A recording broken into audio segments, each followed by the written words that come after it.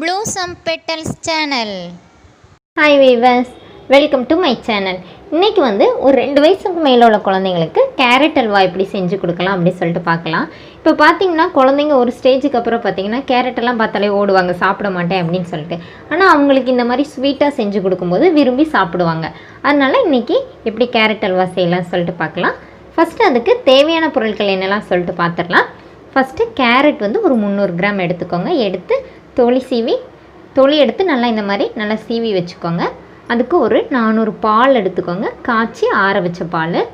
அப்புறமா ஒரு 300 வெல்லம் நல்லா பொடியாக நல்லா இடித்து வச்சுக்கோங்க நைஸாக. ஏன்னா இது நம்ம பாகு காய்க்க போகிறதில்ல, அப்படியே போட போகிறோம், அதனால் நல்லா நைஸாக இது பண்ணிக்கோங்க. அதுக்கப்புறமா நமக்கு தேவையான அளவுக்கு முந்திரி கிஸ்மிஸ் எடுத்துக்கோங்க. அப்புறம் தேவையான அளவுக்கு நெய். இப்போ இதை எப்படி செய்யலான்னு பார்க்கலாம். இதில் ஒரு 2 ஸ்பூன் நெய் ஊற்றிக்கலாம்.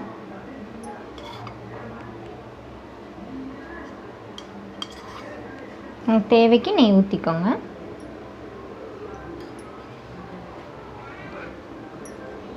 நெய் மெல்ட் ஆகட்டும்.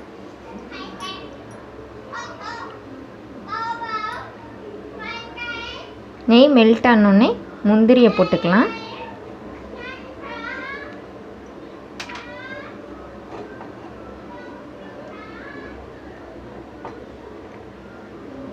முந்திரி போட்டுக்கோங்க. முந்திரி லைட்டாக இது பண்ணிக்கலாம்.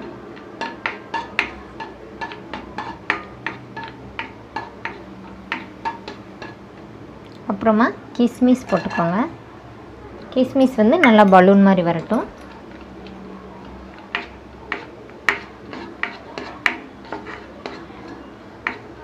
இந்த மாதிரி பலூன் மாதிரி வந்தோடனே இதை இன்னொரு தட்டில் மாற்றிக்கலாம்.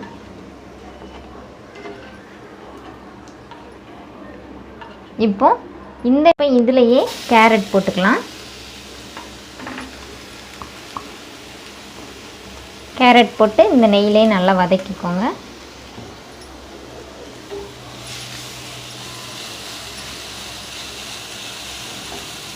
கேரட் நல்லா வதங்கட்டும். அப்போ தான் அந்த ஒரு பச்சை வாசனை போகும் கேரட்டுக்கு. கொஞ்சம் நெய் ஊற்றிக்கோங்க.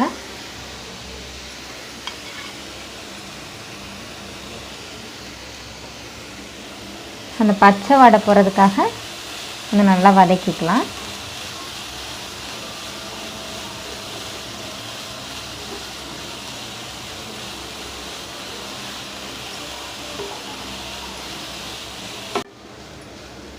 இப்போ பாருங்கள், ஒரு அரை வேக்காடு கொஞ்சம் வெந்து வந்துருச்சு, நல்லா இதாகி. இப்போ என்ன பண்ணலான்னா இதில் நம்ம எடுத்து வச்சிருக்கிற பாலை ஊற்றிக்கலாம்.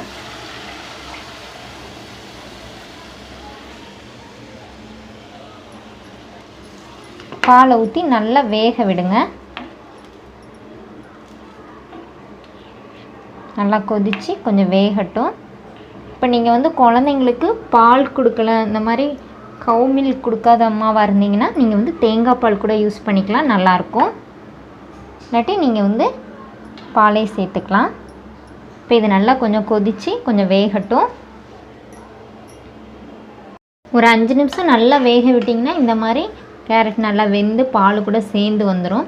இனி என்ன பண்ணணும்னா நல்லா கொஞ்சம் வற்றினப்புறம் நம்ம ஊற்றின அளவு கூட கொஞ்சம் கம்மியாக இருக்குது பாருங்கள். இந்த மாதிரி கொஞ்சம் நல்லா வற்றின பிறகு நம்ம எடுத்து வச்சுருக்கிற வெல்லத்தை போட்டுக்கலாம். வெல்லம் உங்கள் இனிப்புக்கு ஏற்றபடி கூட சேர்த்துக்கோங்க. இன்னும் கூட வேணும் அப்படின்னு நினச்சிங்கன்னா கூட சேர்த்துக்கோங்க, இல்லைன்னா கொஞ்சம் கம்மியாக கூட சேர்த்துக்கோங்க.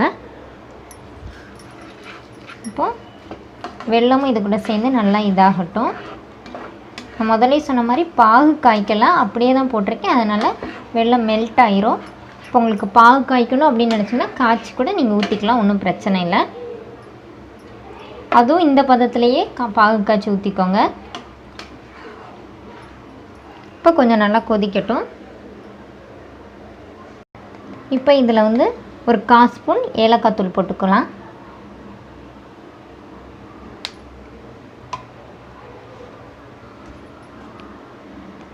வெல்லம் இல்லாதவங்க நாட்டு சர்க்கரை கூட சேர்த்துக்கோங்க, நல்லாயிருக்கும்.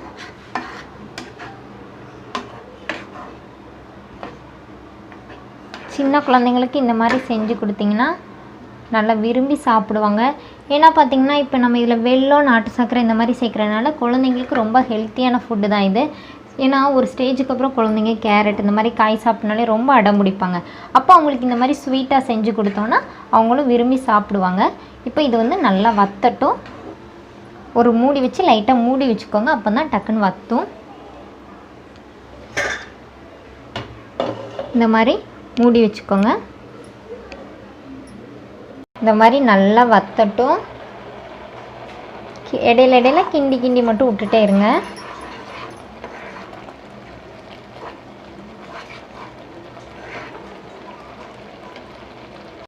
இப்போ பாருங்கள் நல்லா வத்திட்டு இருக்குது. இப்போ வந்து கடைசியில் வந்து கொஞ்சம் அடி பிடிக்காமல் கிளறி விட்டுட்டே இருங்க.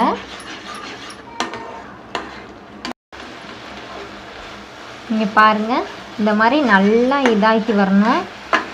பார்த்திங்கன்னா நம்ம ஊற்றின நெய் இது எல்லாமே நல்லா திரிஞ்சு வந்திருக்கும் பாருங்கள். இந்த மாதிரி நல்லா வரணும். இப்போ இது கூட ஒரு ஸ்பூன் நெய் ஊற்றிக்கலாம். நெய் ஊற்றினீங்கன்னா கொஞ்சம் நல்ல மணமாக இருக்கும்.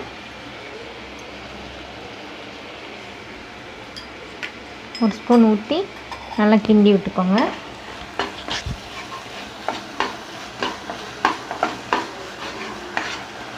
பார்த்தீங்களா என்ன அழகாக வந்திருக்குது.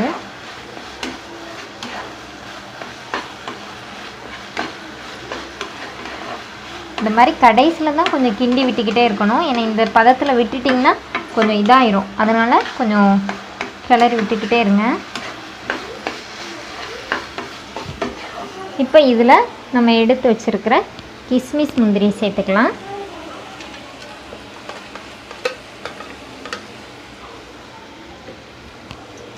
சேர்த்து அதையும் நல்லா கிளறிக்கலாம்.